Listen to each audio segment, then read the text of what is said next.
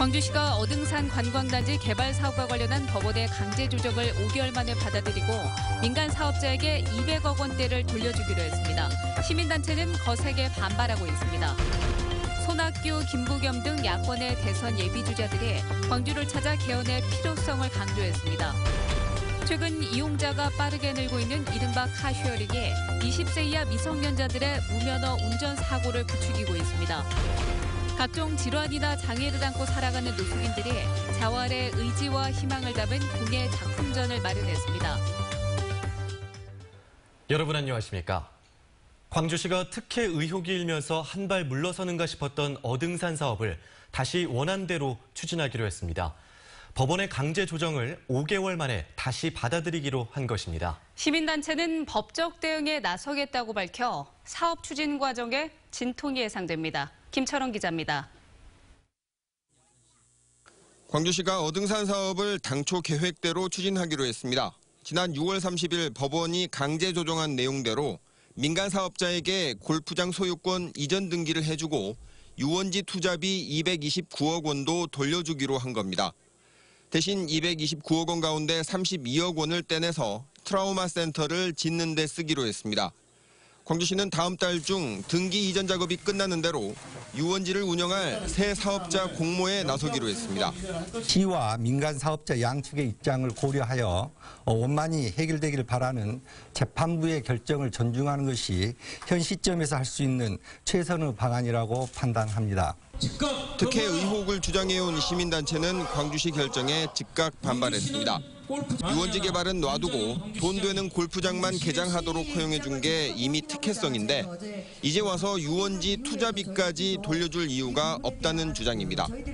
또 골프장 소유권을 사업자에게 주는 대신 유원지 땅을 광주시가 기부받으라는 4년 전 법원의 1차 조정을 따랐더라면 이제 와서 229억 원을 주지 않아도 됐을 것이라며 감사 청구 등 법적 대응에 나서기로 했습니다. 광주광역시가 어등산 리조트에 투자비를 지급하는 것은 명백한 특혜로 보입니다.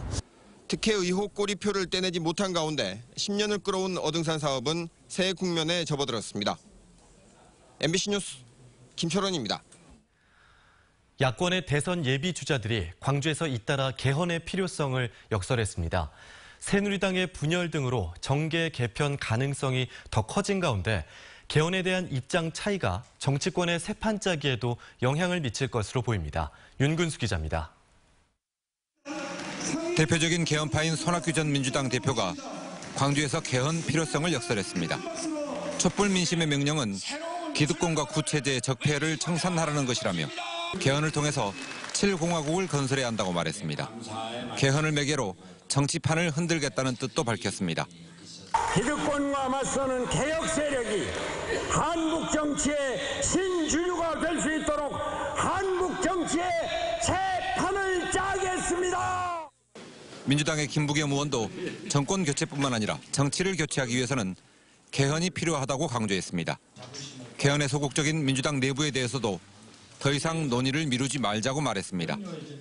개헌 토론을 머뭇거려야 될 이유도 없고 또 시간을 이유로 삼아서 개헌 토론을 지금 논의를 유보하자는 것도 저는 받아들일 수가 없다고 봅니다.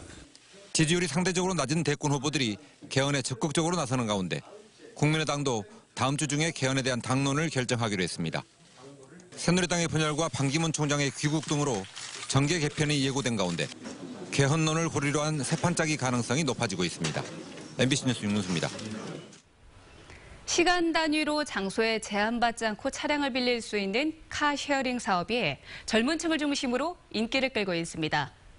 그런데 청소년이나 범죄자들이 간단한 절차만 거치면 면허증을 도용해 차를 빌릴 수 있어 사고가 잇따르고 있습니다. 국토부가 대책을 내놓고는 있지만 실효성에는 의문이 제기되고 있습니다. 송정근 기자입니다. 광주의 한 아파트 지하 주차장에서 차량 한 대가 마주오던 승용차를 들이받습니다. 잠시 뒤 사고를 낸 차량에서 앳돼 보이는 학생들이 내리더니 그대로 달아납니다. 사고 당시 에어백이 터질 정도로 강한 충격을 받은 피해 차량은 이곳에 주차돼 있던 외제 차량 2대까지 들이받았습니다. 사고를 낸 운전자는 무면허 상태인 고등학교 3학년 복모군. 카쉐어링 업체에서 어머니 면허증으로 차량을 빌린 뒤 친구들과 함께 운전을 하다 사고를 낸 겁니다. 친구가 지하주차장에서 빠르게 달리는데 딱 들어오는 차랑 이렇게 옆에서 박아가지고 많이 무섭죠. 저는 이 사고 난 게 처음이라서.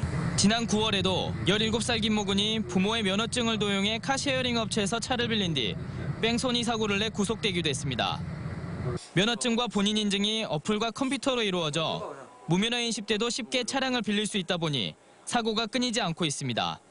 실제로 20세 이하 무면허 운전 사고는 카쉐어링 활성화 이후 꾸준히 늘어나고 있는 추세며 이 가운데 18세 이하 무면허 렌터카 사고는 총 320여 건으로 15명이 사망하고 600여 명이 다쳤습니다.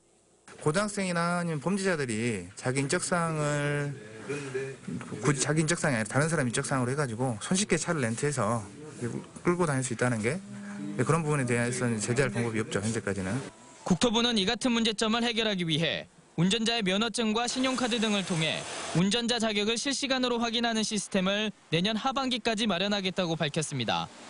하지만 운전자를 오프라인에서 실제로 확인하는 절차 등이 없어 여전히 미봉책에 불과하다는 지적입니다. 부모님 걸로 해가지고 하면 카드도 부모님 비밀번호 그 카드 2자리도 해야 되거든요. 근데 그것도 알아버리면 바로 할 수 있는 거니까. 내년부터 대기업과 중소렌터카 업체가 협력해 카쉐어링 서비스를 최대 15만 대까지 늘릴 예정인 가운데 범죄를 막을 수 있는 실질적인 예방책 마련이 시급해 보입니다. MBC 뉴스 송정근입니다. AI 확산으로 달걀 가격이 큰 폭으로 뛰었지만 전남에서는 품귀 현상까지는 빚어지지 않고 있습니다. 하지만 닭과 오리를 판매하는 지역 음식점들은 그야말로 직격탄을 맞았습니다. 김진선 기자입니다. 목포의 한 대형마트. 공급이 원활하지 않다는 사과 안내문이 붙어 있지만 달걀은 아직 쌓여 있습니다. 지역 마트들은 수도권에 비해 고객 수가 적거나 전남에서 달걀을 직접 공급받고 있어 판매 물량이 부족하지는 않은 실정. 30개들이 한 판에 6,400원에서 7,400원대로 목포의 3개 대형마트 모두 가격은 크게 올랐습니다. 많이 비싸죠. 7,000원까지 올랐으니까 5,000원 이랬던 것 같은데 시장에 가도 비싸고. 그래서 안 먹게 돼요, 더. 소규모 마트나 동네 슈퍼도 상황은 마찬가지. 하루 150판가량을 들여오던 이 마트는 30판 안팎만 확보하는 등 물량은 줄었지만 계속 오르는 가격이 더 걱정입니다. 다음 달에 설날이라 이제 저희가 설날에 좀 가격이 좀 항상 행사라 엄청 한 3,000원 이하였는데 지금 한 판에 거의 최소 8,000원?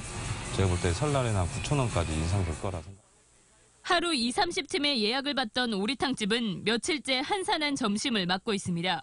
닭과 오리를 파는 대부분 식당이 비슷한 상황으로 매년 AI가 터질 때마다 반복되는 영업난에 업종 변경까지 고려하고 있습니다. 정상적으로 75도 이상 끓이게 되면은 그 균이 죽는다고 그러는데 저희들 파는 입장에서는 문제 없다고 이렇게 생각이 되는데. 식용 닭과 오리 역시 일주일에 1,000원꼴로 가격이 오르는 데다 소비까지 줄어들면서 지역 음식점들의 타격은 당분간 계속될 전망입니다. MBC 뉴스 김진선입니다.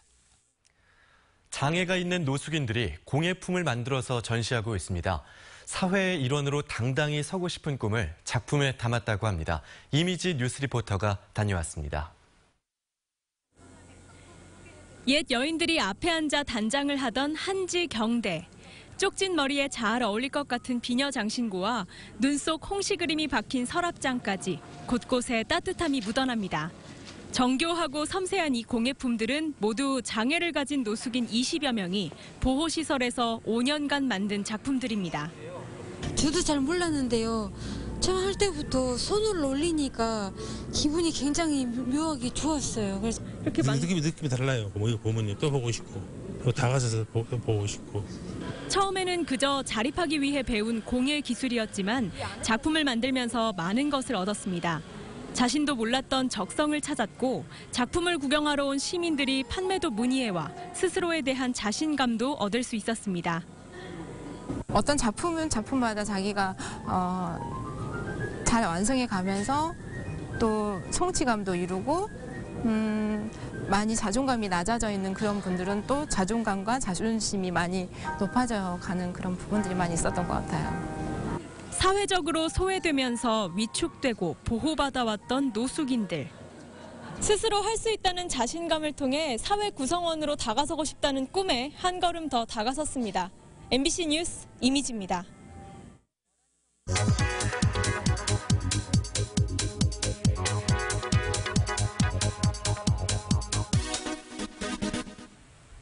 코앞으로 다가온 겨울방학을 대비한 다양한 도서관 프로그램이 준비가 되어 있습니다. 중앙도서관 석봉분관에서는요, 책을 읽은 후 생각과 느낌을 음식으로 표현하는 프로그램을 운영합니다. 오는 29일까지 신청을 받습니다. 금호 평생교육관은 초등학생들을 위한 액자 타임캡슐 복주머니 등 다양한 이런 만들기 프로그램을 준비를 했는데요. 오는 30일까지 접수를 받고 있습니다. 광주 학생교육문화회관도 도예, 농구, 스피치 교실 등 11개 프로그램 수강생을 다음 달 6일까지 모집합니다. 송정도서관은 초등학교 3학년부터 6학년을 대상으로요, 직접 빵과 쿠키를 만드는 이런 프로그램을 준비했습니다. 광주 학생독립운동기념회관에서는 만화와 고전을 이해하고 그리고 조상들의 지혜를 배우는 프로그램을 운영합니다. 관심 있다면 서둘러 신청하시기 바랍니다. 카드뉴스였습니다. 전남 산림자원연구소 공무원들이 납품업체로부터 금품을 받고 불법 영리 활동을 한 것으로 드러났습니다. 전라남도 감사에서 산림자원연구소의 한 공무원은 비품 납품업체에게서 280만 원을 뇌물로 받고 공금 300만 원을 횡령한 것으로 드러나 검찰에 고발됐습니다. 또 다른 간부 공무원은 자신의 농장 묘목을 시험용 묘목으로 납품하고 3,100만 원을 챙긴 사실도 적발됐습니다. 광주FC와 구단주, 감독, 선수단이 저소득 독거노인 가정을 방문해 사랑의 연탄 배달 봉사활동을 펼쳤습니다. 윤장현 광주FC 구단주를 비롯해 기영옥 단장과 남길 감독 등 선수단은 차상위 계층과 독거노인 기초수급자 가정에 연탄 10,000장을 전달했습니다.